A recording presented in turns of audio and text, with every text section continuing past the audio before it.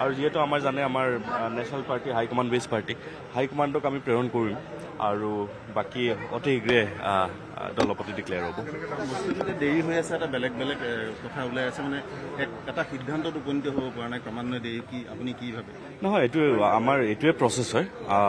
যিহেতু অবজাৰ্ভাৰ আহিছে, অবজাৰ্ভাৰে চবৰে মতামত লৈছে, মতামত লৈ এতিয়া AICC প্ৰেৰণ কৰিব আৰু AICC অতি শীঘ্ৰে আমাৰ দলপতি ডিক্লেয়াৰ কৰিব।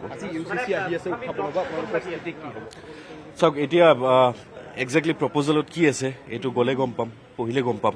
আৰু তাৰপাছত আমাৰ যোনটো ষ্টেণ্ডটো আগৰ পৰা যোনটো ষ্টেণ্ডটো আছিলে এতিয়াও একে ষ্টেণ্ড আছে যে যিহেতু ইউনিফৰ্ম চিভিল কোড, ইউনিফৰ্ম মানে কি হয়, ইকুৱেল হয়। যিহেতু দেশ ইকুৱেল নহয়, চবৰে নিজৰ নিজৰ কমিউনিটি, নিজৰ নিজৰ কালচাৰ আছে, নিজৰ নিজৰ ট্ৰেডিশ্যন আছে। চ' এইখিনি সন্মান জনাব লাগে আৰু বাকী ডিটেইলছত কি আছে গ'লেহে গম পাম। Thank you. ইয়াতে একো জট নাই, এইটোতো প্ৰচেছে হয়। প্ৰচেছ চবৰে মতামত ল'ব লাগিব। নাই, এইটো প্ৰচেছে হয়। নাই, এইটো অতি আমি যিহেতু প্ৰচেছ এটা আছে, প্ৰচেছৰ অনুসৰি যিহেতু অবজাৰ্ভাৰ আহিছে, অবজাৰ্ভাৰে চবৰে মতামত লৈছে আৰু আমি আশাবাদী যে অতি শীঘ্ৰে দলপতি ডিক্লেয়াৰ হৈ যাব। আমি আশাবাদী অতি শীঘ্ৰে হৈ যাব।